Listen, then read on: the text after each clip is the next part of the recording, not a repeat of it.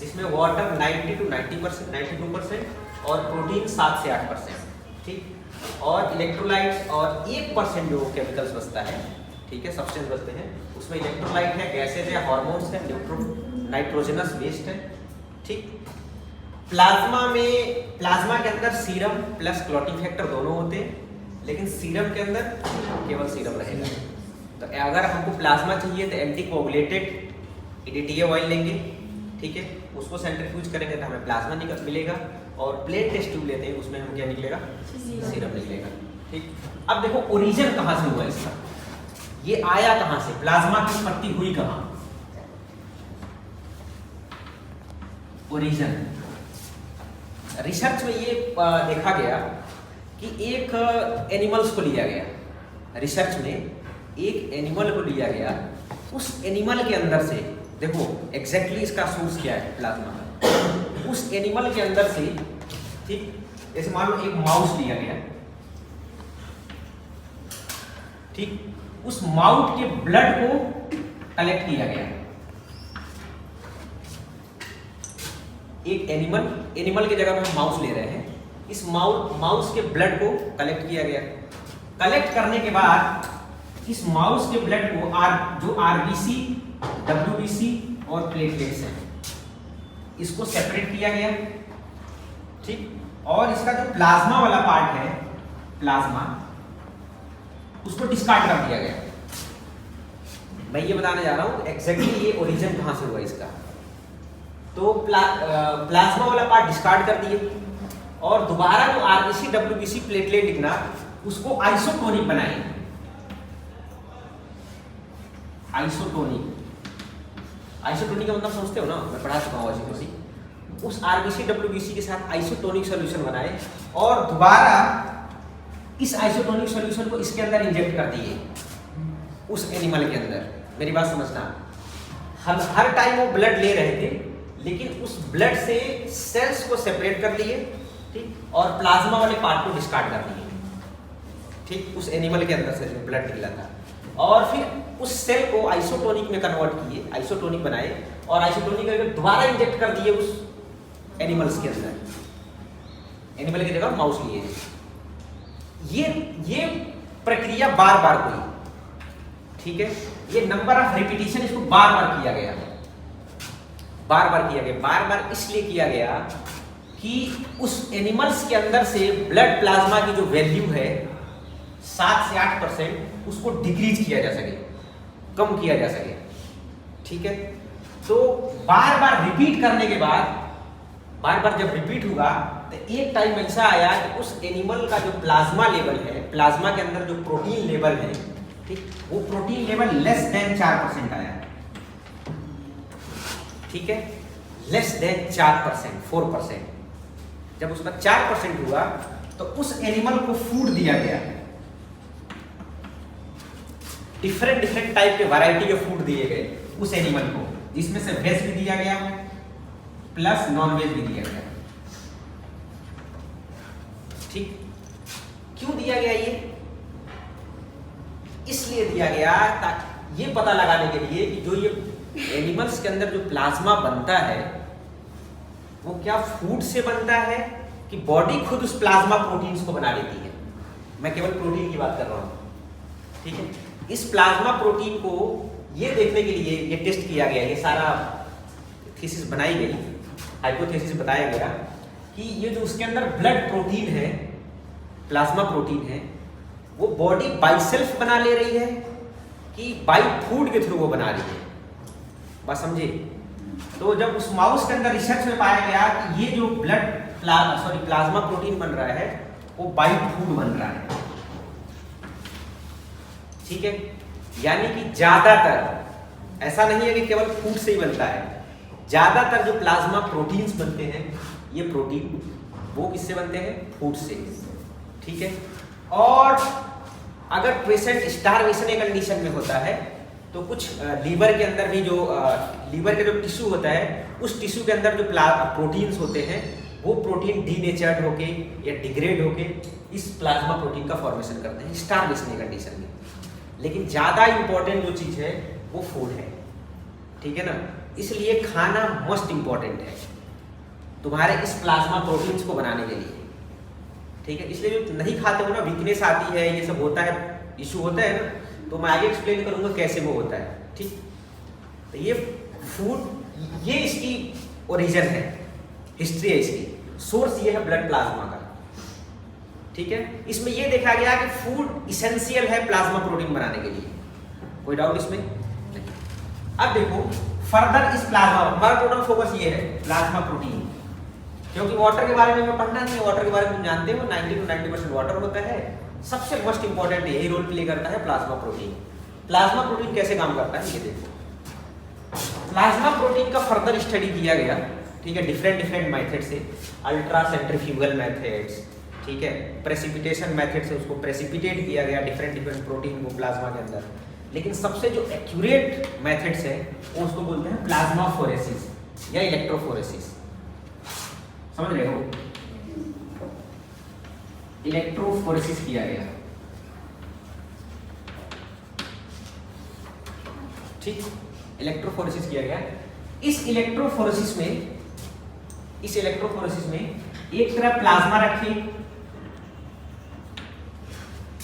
Plasma रख दिए, और इधर सपोज करो ये पॉजिटिव आयन है, और इस साइड में नेगेटिव आयन है, ठीक।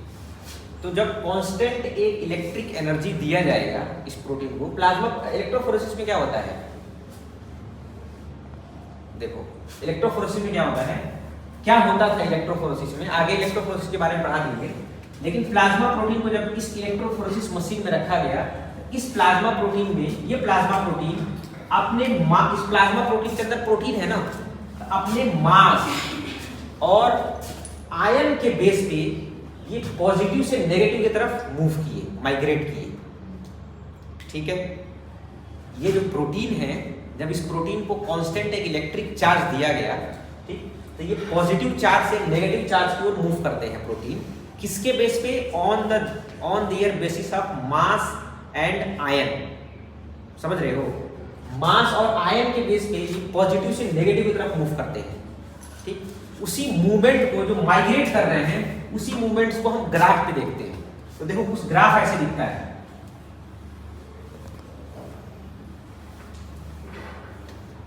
ऐसे दिखा, ठीक, जिस ऐसे दिखा, तो इस ज्यादातर इसके अंदर इस वाले पार्ट्स को माना गया एल्बुमिन, ठीक, और ये वाला जो पार्ट्स है ये हमारा ग्लोबुलिन, ठीक। लेकिन लास्ट में देखो ये फाइब्रिनोजन भी है। तो जब प्लाज्मा अगर लोगे, प्लाज्मा का, और प्लाज्मा का जब इलेक्ट्रोफोरेसिस करोगे, तो ग्लोबुलिन प्रोटीन के बाद एक और तुमको बड़ा सा स्टैंड देखने को मिलेगा, एम बैंड इसको बोलते हैं, इसको बोलते हैं फाइब्रिनोजन, फाइब्रिनोजन, ठीक है। ये तीन चीज, लेकिन यहां से पहले थोड़ा सा यहां आओ, इस प्रोटीन के अंदर एग्जैक्टली है क्या क्या चीज। ये जो प्लाज्मा प्रोटीन है, इस प्रोटीन के अंदर एग्जैक्टली क्या है, इस प्रोटीन के अंदर है, देखो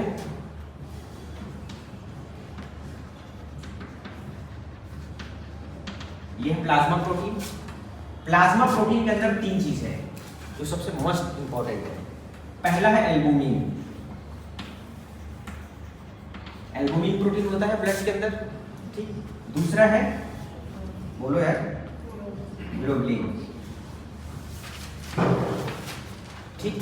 तीसरा जो प्रोडक्ट है वो है फाइब्रिनोजन, क्लॉटिंग फैक्टर, प्रोथ्रोम्बिन वगैरह भी होता है, लेकिन मैं बहुत सारी चीज पाए जाते हैं, लेकिन मैं ये बताऊंगा उनका ओरिजिनेशन इस प्रोटीन के अंदर किस प्रोटीन से हुआ। एल्बुमिन पाया जाता है, टोटल प्लाज्मा प्रोटीन 7 से 8% है, 7 to 8%, ठीक है। जिसमें एल्बुमिन की जो कॉन्सेंट्रेशन है टोटल प्लाज्मा प्रोटीन के अंदर वो है 3.4 to 4.5 gram percent, gram percent. Total plasma protein में जो सबसे मोस्ट एबंडेंट प्रोटीन है वो है एल्बुमिन, ठीक। एल्बुमिन प्रोटीन का जो कॉन्सेंट्रेशन है, वैल्यू है, वो 3.5 से 4.5 ग्राम परसेंट है। ग्राम पर डीएल में भी निकालते हैं, फिलहाल ग्राम परसेंट में देखो। ठीक, जो ग्लोबुलिन की वैल्यू है वो है 2.3 से 3.6 तक ग्राम परसेंट। ये वैल्यू इधर उधर हो सकता है, माइनर एक्सचेंज हो सकता है, घट बढ़ सकता है। और जो फाइब्रिन वजन का है, वो फाइब्रिन वजन की जो वैल्यू 0.3 से 1.2% तक है। यानी कि टोटल जो प्लाज्मा प्रोटीन है बच्चे, टोटल प्लाज्मा प्रोटीन 7 से 8% है।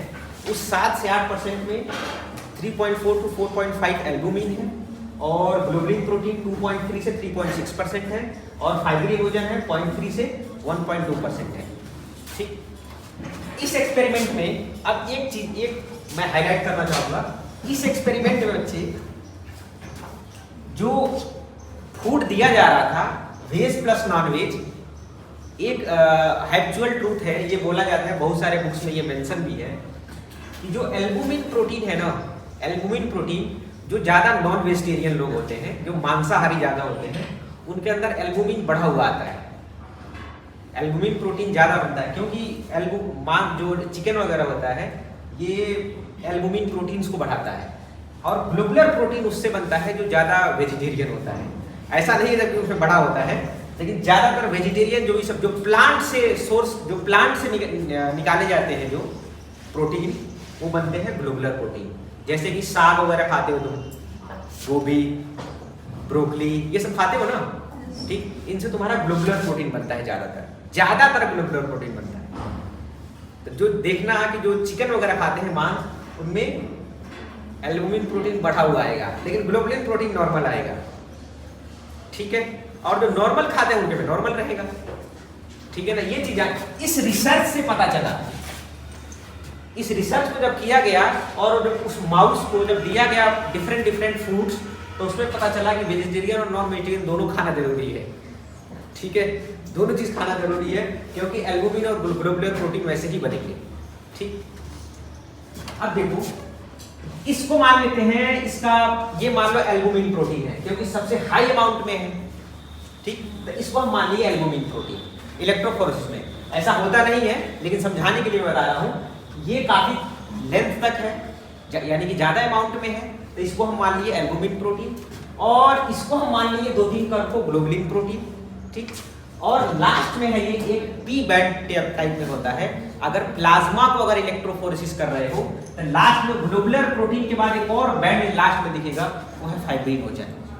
ठीक है, जो फाइब्रिन वजन कितनी वैल्यू है। अगर आप सीरम से कर रहे हो तो आपको ये बैंड नहीं दिखेगा क्योंकि सीरम के अंदर कोई क्लॉटिंग फैक्टर नहीं होता है। ठीक, अब देखो ग्लोबुलर प्रोटीन में, ग्लोबुलर प्रोटीन के भी फर्दर टाइप्स हैं। एल्बुमिन का कोई टाइप नहीं है, लेकिन ग्लोबुलर प्रोटीन को देखो 1, 2, 3 में मैं बनाया हूं, यानी इसके टाइप्स हैं। पहला जो टाइप्स है उसको बोलते हैं अल्फा 1 टाइप। ठीक, मान लो ये वाला एरिया जो है ग्लोबुलर प्रोटीन का, यहां से ग्लोबुलर प्रोटीन शुरू है मान लो। ठीक, तो ये वाला जो एरिया है अल्फा 1 ग्लोबुलर प्रोटीन है और इसके जस्ट बाद वाला जो है वो है अल्फा 2 ग्लोबुलर प्रोटीन। ओके, और ये तीसरा जो प्रोटीन है इसको हम बोल दिए बीटा ग्लोबुलर प्रोटीन, और एक लास्ट में है उसको बोल दिए हम गामा। ठीक है, तो ये जो ग्लोबुलर प्रोटीन है ये 4 तरीके से है, 4 टाइप्स के ग्लोबुलर प्रोटीन है। Alpha 1 globular, alpha 2 globular, beta globular और गामा ग्लोबुलर। ठीक, कोई डाउट? इस ग्लोबुलर प्रोटीन का भी वैल्यू है, ग्लोबुलर प्रोटीन का भी वैल्यू है। जो अल्फा 1 है उसकी जो वैल्यू है वो 0.3 से 1% इसकी जो वैल्यू है, और किसी बुक में भी लिखा है 0.3 से 0.8%। एग्जैक्टली इसका भी वैल्यू आता है, मैं एक्सप्लेन करूंगा ऐसा क्यों होता है। और दूसरा जो है अल्फा 2 का जो नॉर्मल रेंज है वो 0.4 से 0.4 है, 0.4 से 1 पॉइंट तक होता है। ठीक, और दूसरा जो बीटा ग्लोबुलर प्रोटीन है उसका होता है 0.8 टू 1.2%, और जो गामा ग्लोबुलर प्रोटीन होता है, ठीक, उसकी वैल्यू होती है वो 0.1 टू 1.3%, ग्राम परसेंट में है। सबकी जो वैल्यू है वो ग्राम परसेंट में है। तो एग्जैक्टली इनकी भी वैल्यू होती है। ग्लोबुलर प्रोटीन के जो टाइप्स हैं अल्फा 1, अल्फा 2, बीटा और गामा, इनके भी नॉर्मल रेंज है, इतने परसेंट में ये होते हैं। ठीक है ना, कोई डाउट? अब एक एक प्रोटीन के बारे में पढ़ेंगे। ये एल्बुमिन प्रोटीन एग्जैक्टली क्या करता है, यहां तक समझ में आ गया सबको? एल्बुमिन प्रोटीन एग्जैक्टली क्या करता है, फिर ग्लोबुलिन प्रोटीन पे चलेंगे, फिर चलेंगे फाइब्रिनोजन पे। ठीक है ना, अब चलते हैं एल्बुमिन प्रोटीन।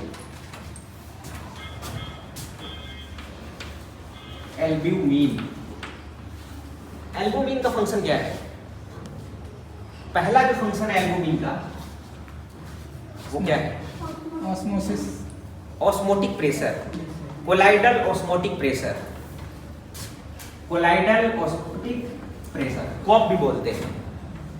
ये मेंटेन करता है कोलाइडल ऑस्मोटिक प्रेशर, किसके अंदर? कैपिलरीज के अंदर। लेकिन कैसे? ऑस्मोटिक प्रेशर है क्या? कोलाइडल ऑस्मोटिक प्रेशर है क्या? और ये कैसे मेंटेन करता है? करता है ना, कोलाइडल ऑस्मोटिक प्रेशर मेंटेन करता है, लेकिन कैसे? किसी को पता है? नहीं पता है, देखो मैं बताता हूं। ये मान लो हार्ट है, ठीक? इस हार्ट से ये निकला हुआ है तुम्हारा क्या? आर्टरी, ठीक? और ये आर्टरी फर्दर आर्टरीयूल्स में डिवाइड है। मैं समझाने के लिए बता रहा हूं कि एग्जैक्टली ऑस्मोटिक प्रेशर है क्या और ये कैसे मेंटेन करता है बॉडी। इसी प्रेशर की वजह से, प्यारे सुनो, इसी प्रेशर की वजह से जो तुम खाना खा रहे हो ना, ये खाना तुम्हारे टिश्यू तक पहुंचते हो, टिश्यू के वेस्ट प्रोडक्ट वेन्स तक आते हैं, वेस्ट प्रोडक्ट सारे।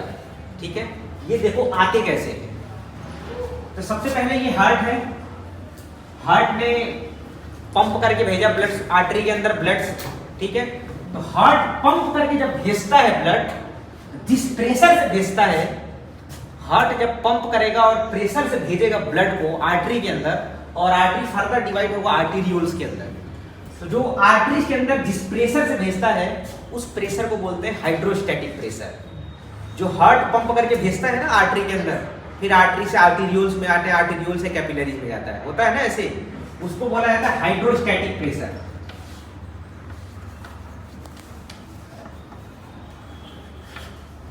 ठीक, अब देखो हार्ट ने पंप करके भेजा आर्टरीज के अंदर, लार्ज आर्टरी, और आर्टरी फर्दर डिवाइड हुई आर्टेरियोल्स के अंदर। ठीक, और आर्टेरियोल्स डिवाइड होता है किसके अंदर बच्चे?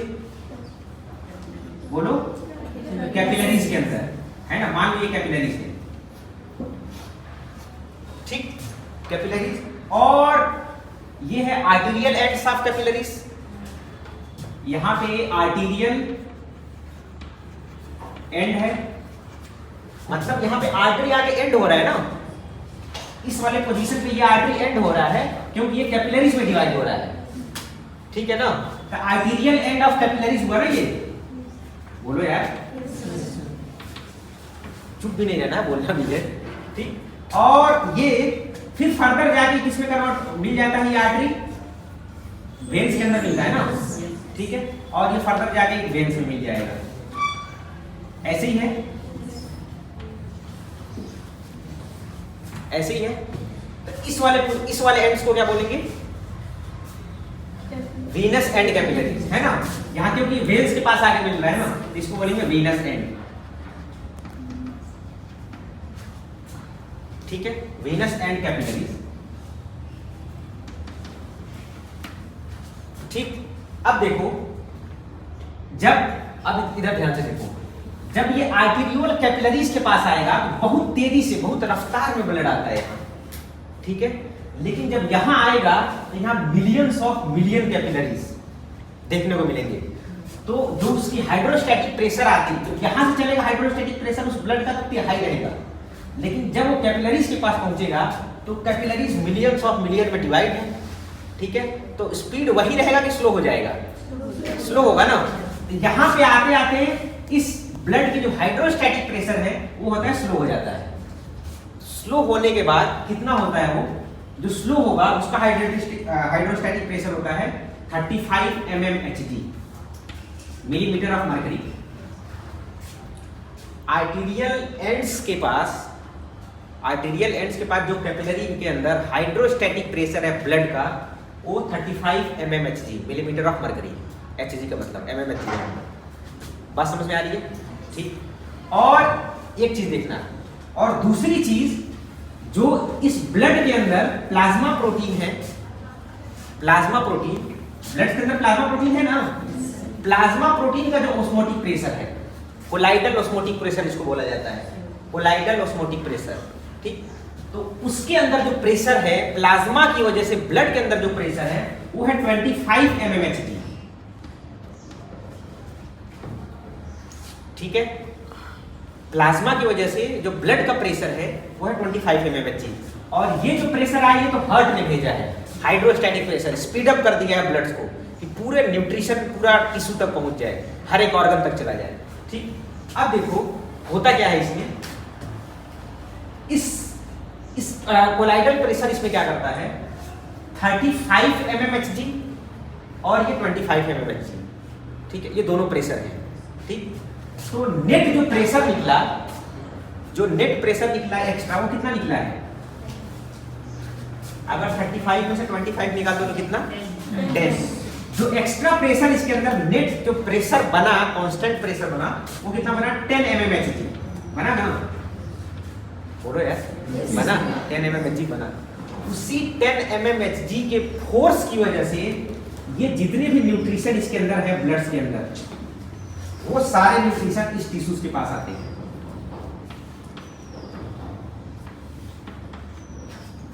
ठीक है, नेट जो फोर्स बचता है आर्टीरियल एंड्स ऑफ कैपिलरीज के पास वो है 10 mmHg फोर्स। उसी फोर्स के साथ ये ब्लड जितना भी न्यूट्रिशन ऑक्सीजन और लिया होगा वो सब एक्सचेंज करेगा यहाँ। बात समझ में आ रही है? ठीक, क्यों करेगा लेकिन इसकी क्या जरूरत पड़ी ब्लड्स के अंदर?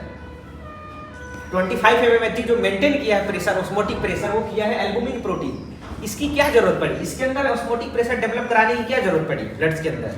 वो इसीलिए जरूरत पड़ी ताकि ब्लड्स के अंदर सबसे ज्यादा क्या होता है वाटर। ठीक है, तो जब हाइड्रोस्टैटिक प्रेशर आता है वहां बाहर से हार्ट से, तो ये पूरे न्यूट्रिशन को बाहर भेजना चाहता है हाइड्रोस्टैटिक प्रेशर। बात समझना, पूरे न्यूट्रिशन को बाहर भेजना चाहता है, लेकिन ये एल्बुमिन ऑस्मोटिक प्रेशर डेवलप कराता है, बोलता है कि नहीं मैं पूरे न्यूट्रिशन को बाहर नहीं भेजने दूंगा, नहीं तो मैं फिर खाली हो जाऊंगा।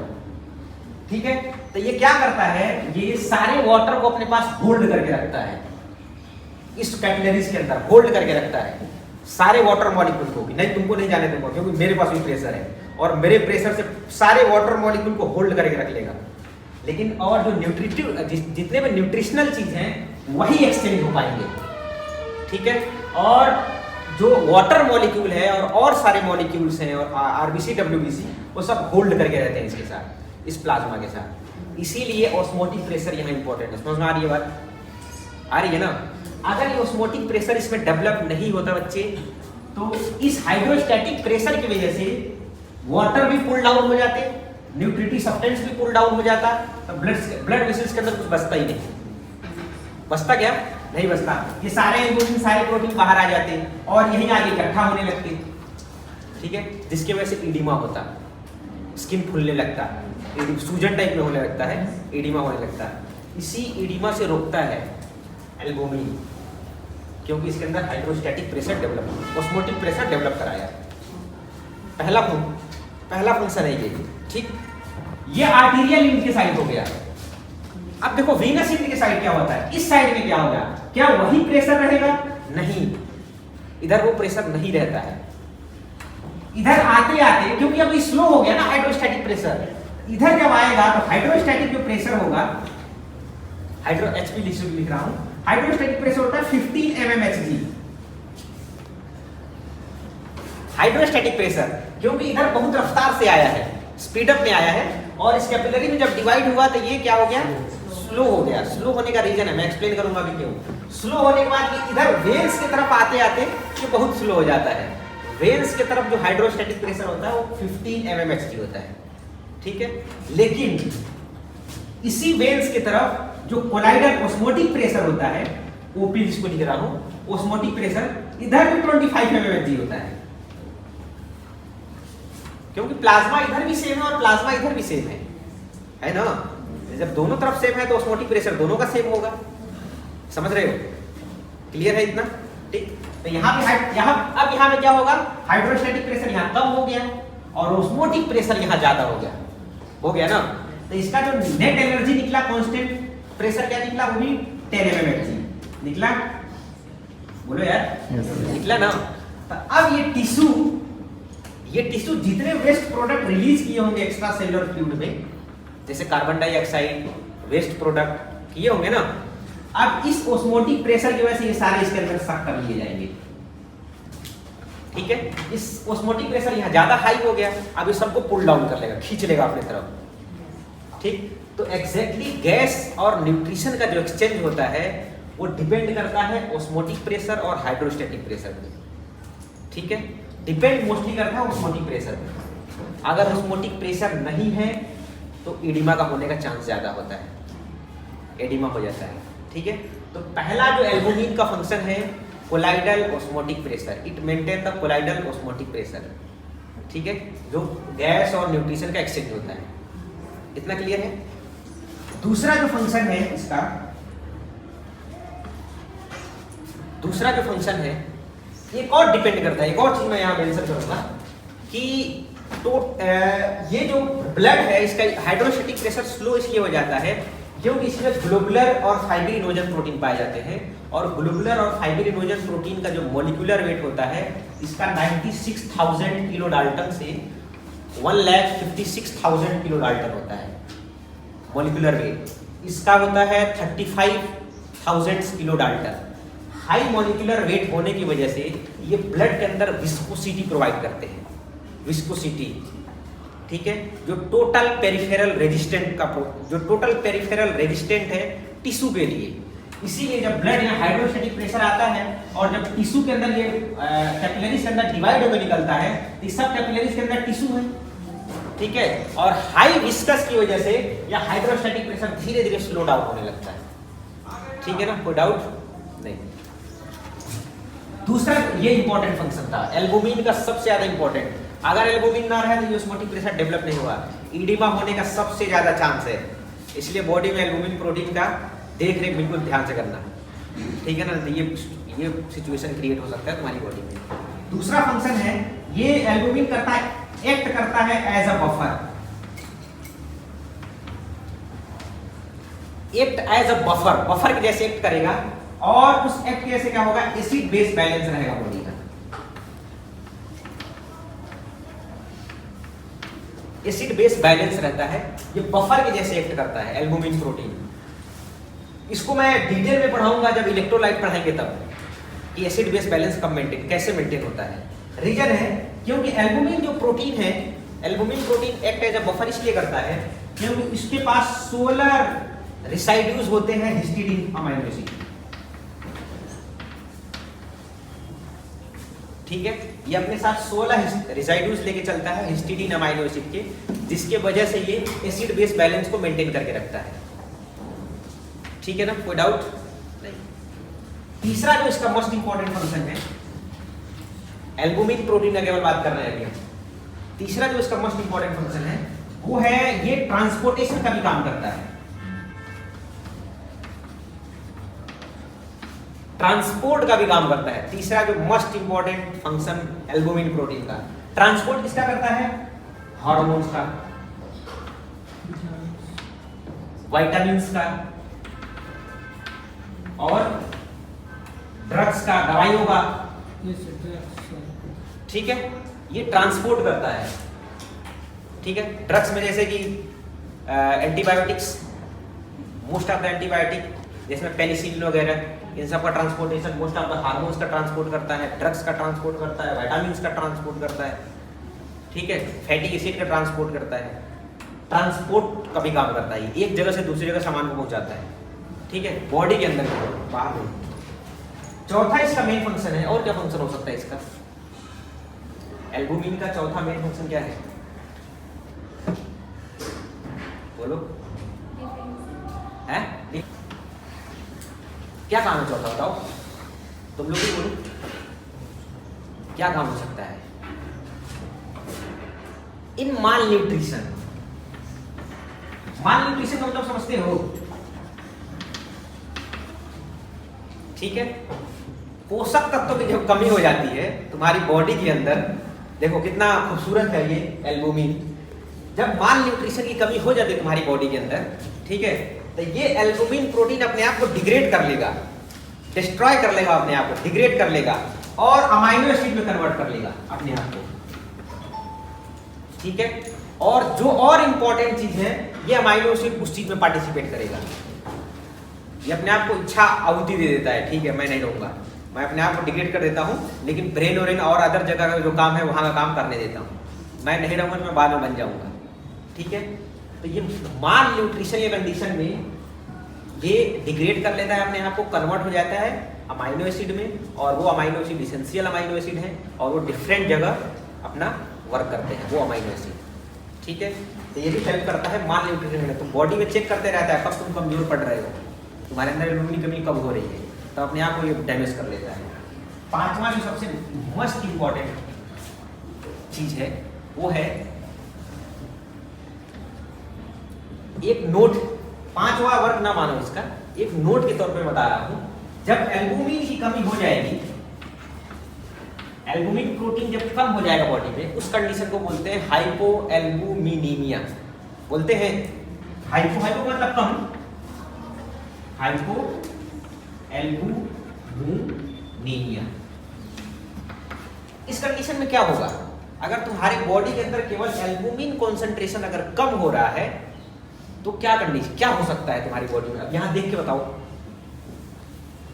अगर सपोज करो कि एल्बुमिन की कमी हो गई तुम्हारी बॉडी के अंदर, तो क्या हो सकता है?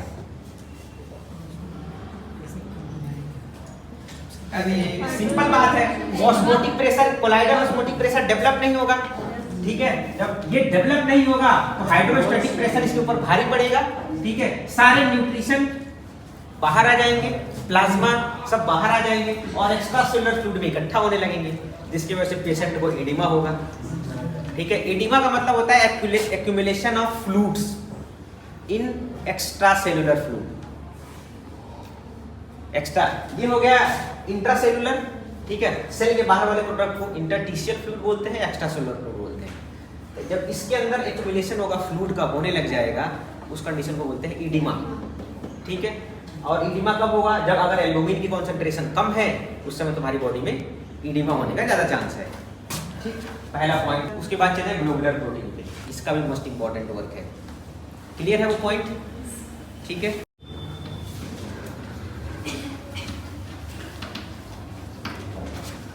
ठीक है, ग्लोबुलर प्रोटीन। मैं ग्लोबुलर प्रोटीन का ऑलरेडी बता चुका हूँ, टाइप्स होते हैं। ठीक है, यहाँ ऑलरेडी मेंशन किया। ठीक, ग्लोबुलर प्रोटीन्स के अंदर जो पहला है अल्फा 1 ग्लोबुलर। ठीक, अल्फा 1 ग्लोबुलर प्रोटीन। इस अल्फा 1 ग्लोबुलर प्रोटीन के अंदर, ठीक है, प्रोटीन है, प्रोटीन एंजाइम होते हैं ना। अल्फा 1 ग्लोबुलर प्रोटीन दो टाइप्स के हैं, ये दो चीज को कंटेन करता है, टाइप नहीं है। अल्फा 1 जो ग्लोबुलर प्रोटीन है वो दो चीज को कंटेन करता है। पहला जो कंटेन करता है उसको बोलते हैं अल्फा 1 एंटीट्रिप्सिन। एंटीट्रिप्सिन पहला जो प्रोटीन है, मैं इसका साथ साथ फंक्शन बताते हुए चल रहा हूं। जो अल्फा 1 के अंदर अल्फा 1 एंटीट्रिप्सिन आ रहा है ना बच्चे, ये बहुत इंपॉर्टेंट है। हाँ, प्रोटीन है। इस प्रोटीन के अंदर फर्दर जो कंटेन कर रहा है प्रोटीन दो प्रोडक्ट, वो है, बस समझ रहे? तो ये एंटीट्रिप्सिन, जैसे मान लो ये अल्फा 1 ये दो प्रोटीन को कंटेन किया हुआ है। ठीक है, तो पहला ये जो प्रोटीन है वो एंटीट्रिप्सिन प्रोटीन है। एग्जाम्पल है अल्फा 1 प्रोटीन के, ये एग्जाम्पल है, एक तरह से कह लो वैसे। पहला एग्जाम्पल है अल्फा 1 एंटीट्रिप्सिन। ये जानते हो बॉडी में बनना बहुत जरूरी है, ये चीज याद रख लो आज से, बहुत ज्यादा जरूरी है, क्योंकि ये प्रोटेक्ट करता है तुम्हारे लंग्स को और तुम्हारे हिपैटोस लीवर को। ठीक है, तुम्हारे प्रोटेक्ट करता है ये लंग्स को और लीवर को। कैसे? जितने ये लोग तंबाकू वगैरह खाते हैं ना, तंबाकू सिगरेट वगैरह पीते हैं, ठीक है, ये एंटीट्रिप्सिन अगर ना रहे तो लंग्स जल्दी डैमेज हो जाएगी। इसका मैकेनिज्म ऑफ एक्शन है, लेकिन यहाँ पे मैं बिल्कुल जनरल तरीके से बता रहा हूँ। ये एंटीट्रिप्सिन लंग्स और तुम्हारे लीवर को प्रोटेक्ट करता है। किससे? डस्ट से, पोल्यूशन से, और जो तंबाकू से स्मोकिंग वगैरह करते हैं उससे। क्योंकि ये रिलीज करता है, ये एक्टिवेट करता है न्यूट्रोफिल इलास्टेजेस प्रोटीन, एक तरह का प्रोटीन इनहिबिटर है ये, प्रोटीन इनहिबिटर। और ये एक्टिवेट करता है न्यूट्रोफिल इलास्टेजेस। ठीक है, तो जो बाहर से प्रोटीनियस चीज आता है जो लंग्स को अफेक्ट कर सकता है, उस प्रोटीन को डीनेचर कर देता है। इसीलिए जो ये सिगरेट वगैरह पीते हैं ना, ये अच्छी चीज नहीं है बच्चे।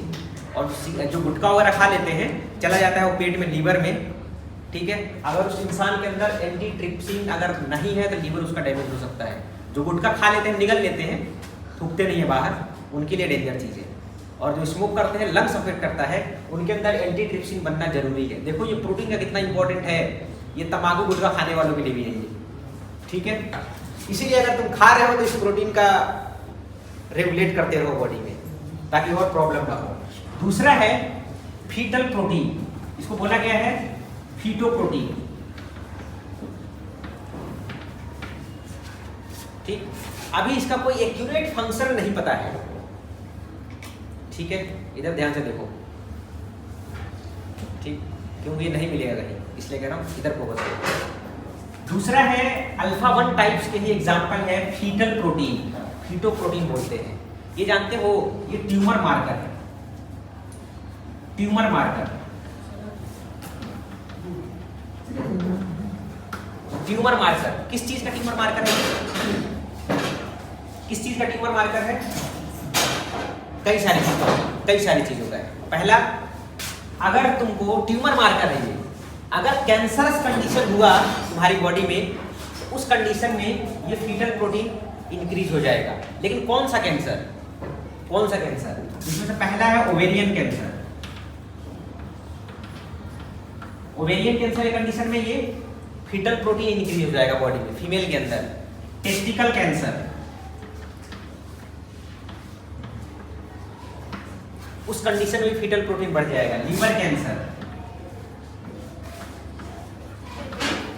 ठीक है, उस कंडीशन में भी ये फीटल प्रोटीन तुम्हारी बॉडी में इंक्रीज हो जाएगा।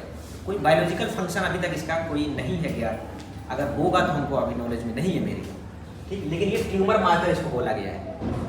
तो ग्लोबुलर प्रोटीन के अंदर जो अल्फा 1 प्रोटीन है, जो ये वाला पोर्शन है, इसके दो एग्जाम्पल हैं। एक तो एंटीट्रिप्सिन जो तुम्हारे लंग्स को और लीवर को प्रोटेक्ट करता है फॉरेन पार्टिकल से, फॉरेन प्रोटीन से, और दूसरा फीटल प्रोटीन जो एग्जाम्पल है, ये लंग्स कैंसर के कंडीशन में ये तुम्हारी बॉडी में इंक्रीज हो जाएगा। और जब ब्लड में इस प्रोटीन का चेक करते हैं, तब अगर ये बढ़ा हुआ आता है तो मान लिया जाता है कि कैंसर है। और कौन कौन सा कैंसर? फीमेल के अंदर ओवेरियन, ठीक है, यूट्रस कैंसर, और मेल के अंदर टेस्टिकल कैंसर और लीवर कैंसर। अब एक चीज और है, बहुत रेयर केस में अगर कोई सीवियर लीवर डिजीज होता है, सीवियर लीवर डिजीज, उस कंडीशन में भी ये फीटल प्रोटीन बढ़ जाता है। इसका मतलब ये नहीं कि वो कैंसर है, ठीक है, लेकिन ज्यादातर ये कैंसर के कंडीशन में इंक्रीज होता है। इतना क्लियर है?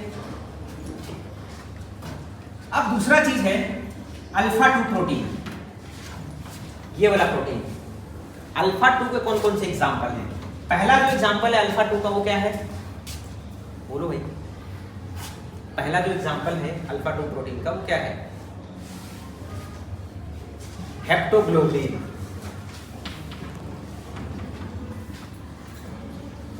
हेप्टोग्लोबिन, हेप्टोग्लोबिन का क्या काम है?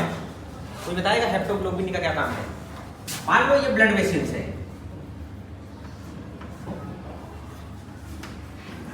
ये ब्लड वेसल्स है, और ये है आरबीसी। इस आरबीसी के अंदर है क्या है? हीमोग्लोबिन। हीमोग्लोबिन है ना, और इसी प्लाज्मा के साथ क्या चल रहा है? ये मान लो हेप्टोग्लोबिन है, ये मान लो हेप्टोग्लोबिन है, ठीक है। जानते हो हेप्टोग्लोबिन का काम क्या है? इस आरबीसी के अंदर जो हेमोग्लोबिन है उसको खींच के बाहर निकालता है आरबीसी से। चलो बाहर निकलो। कैपिलरीज के टाइम में जब ये यहाँ पे आते हैं ब्लड, यहाँ पे ठीक है, तो जिस आरबीसी को हीमोग्लोबिन नहीं छोड़ रहा होता है, उस हीमोग्लोबिन को बाहर निकालने के लिए, ठीक है, हीमोग्लोबिन के साथ जो ऑक्सीजन है और हीमोग्लोबिन है उसको बाहर निकालने के लिए ये काम करता है। लेकिन मेजर जानते हो ये कहाँ वर्क करता है? स्प्लीन के अंदर। जब आरबीसी डैमेज हो गया रहता है ना, आरबीसी अपना लाइफ स्पैन कंप्लीट कर लिया होता है 120 डेज, उस समय आरबीसी के अंदर जो हीमोग्लोबिन है उस हीमोग्लोबिन को इस ओल्ड आरबीसी से बाहर निकालने के लिए हेप्टोग्लोबिन वर्क करता है। आरबीसी से बोलता है खींच के बाहर निकालता है, होता है ना, ऐसा कंडीशन है ना। ये स्टूडेंट किसी काम का नहीं है, मान लो ये क्लास से बाहर नहीं जा रहा है, तो हम किसको बुलाएंगे? जो बाहर रनर बैठे हुए हैं उनको, वो रनर आएगा उठा के लेके जाएगा उसको, है ना, क्योंकि वो पढ़ भी नहीं रहा, डिस्टर्ब कर रहा है। इसलिए सेम हेप्टोग्लोबिन का वही काम है, ये आरबीसी के अंदर से हीमोग्लोबिन को खींच के बाहर निकालता है। हेप्टोग्लोबिन का ये काम है। क्या करता है? रिलीज HB फ्रॉम आरबीसी, ठीक आता है ना। HB को रिलीज करेगा आरबीसी से, हीमोग्लोबिन को रिलीज करता है आरबीसी से। दूसरा जो इसका एग्जांपल है प्यारी, ये पहला एग्जांपल है, और दूसरा जो एग्जांपल उसको बोलते हैं सेल्यूरोप्लाज्मीन। सेल्यूरोप्लाज्मीन, ठीक, इसका मोस्ट इंपॉर्टेंट वर्क है, बहुत ही डेंजर वर्क है इसका। सेल्यूरोप्लाज्मीन का वर्क जानते हो क्या है? ये क्या करता है? ये कॉपर को ट्रांसपोर्ट करता है। कॉपर का फॉर्मूला Cu रहेगा ना, Cu होता है ना, Cu। ये कॉपर को ट्रांसपोर्ट करेगा, ये सेल्यूरोप्लाज्मीन। और ये क्या किसका पार्ट है? Blood plasma. कॉपर को ट्रांसपोर्ट करेगा, प्लस इसका दूसरा फंक्शन है, इसका दूसरा फंक्शन, ये फेरस आयन को Fe2+ को ये कन्वर्ट करता है फेरिक आयन में। तुम लोग बहुत जगह सुने होंगे ना, ये फेरिक आयन में कन्वर्ट कैसे होता होगा, है ना। तो जो हम आयरन जो हमारी बॉडी में मेटाबोलाइज होता है, एब्जॉर्ब होता है इंटेस्टाइन से, वो फेरस आयन के थ्रू होता है, फिर बाद में जाके वो कन्वर्ट होता है बॉडी में फेरिक आयन में। तो उसको कन्वर्ट करने के लिए ये एंजाइम जरूरी है, ये प्रोटीन, इसको बोलते हैं सेल्यूलोप्लाज्मिक प्रोटीन। ये दो काम करता है, एक तो कॉपर को ट्रांसपोर्ट करेगा और दूसरा फेरस आयन को फेरिक आयन में कन्वर्ट करेगा। क्लियर है इतना? तीसरा इसका एग्जांपल है वो है ट्रांसकॉर्टिन।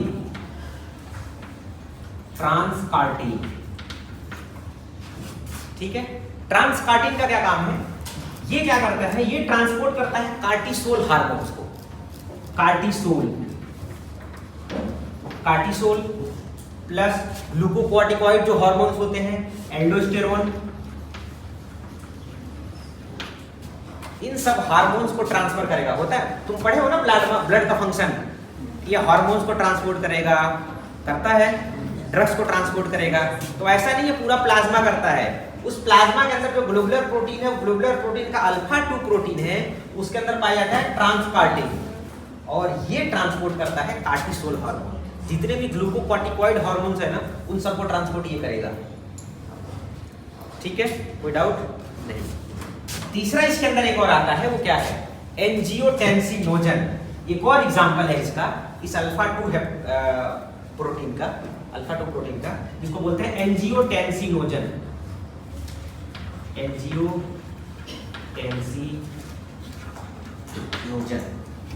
ठीक है, इस एंजियोटेंसिनोजन का क्या नाम है? ये रिलीज होता है लीवर से। एंजियोटेंसिनोजन रिलीज होता है लीवर से, रहता है ब्लड प्लाज्मा के अंदर। इसका काम क्या है? वेसोकॉन्स्ट्रिक्टर, ब्लड वेसल्स को कॉन्स्ट्रिक्ट करता है। ये किस कंडीशन में? जब एक्सीडेंट हो रहा होता है, एक्सीडेंट हो गया होता है, उस समय तुम्हारी बॉडी से ब्लड लॉस हो रहे होते हैं, ठीक है, और उस समय हार्ट को ब्लड चाहिए प्रॉपर अमाउंट में पंप करने के लिए, ठीक है, तो और उसी प्रेशर के साथ, लेकिन एक तरफ तुम्हारी बॉडी का ब्लड लॉस हो रहा है, तो ये जानते हो एंजियोटेंसिन उस समय लीवर रिलीज करेगा और पूरे ब्लड वेसल्स को कॉन्स्ट्रिक्ट कर देता है, ताकि प्रेशर बिल्कुल मेंटेन रहे बॉडी का। ठीक है, तो ये वेसोकॉन्स्ट्रिक्टर करता है, वेसोकॉन्स्ट्रिक्टर। कोई डाउट इसमें किसी को? नहीं, कोई सवाल है तो पूछो। तीसरा, हाँ ठीक है, बीटा है ना, मैं यहाँ लिख देता हूँ। बीटा प्रोटीन है ना, ये रहा बीटा। है ना। ये देखो बीटा प्रोटीन के कौन कौन से प्रोटीन एग्जाम्पल है, ये है बीटा। बीटा में जो पहला प्रोटीन है वो क्या है बोलो, ट्रांसफेरिन।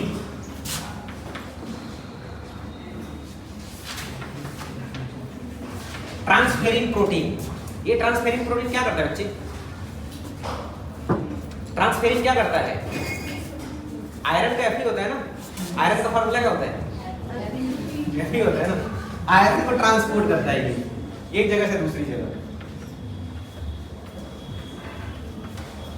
ठीक। और तीसरा जो इसका एग्जाम्पल है, दूसरा सॉरी, उसको क्या बोलते हैं, हेमोपेक्सिन। हीमोपेक्सिन, ठीक है। ट्रांसफेरिन, हाँ ठीक है। हेमोपेक्सिन जो काम है हेमोपेक्सिन का, ये क्या करता है, हीम वाले पोर्शन को ट्रांसपोर्ट करता है।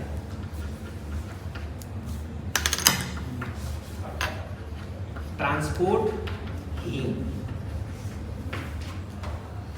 ठीक है, हीम वाले पोर्शन को ट्रांसपोर्ट करता है।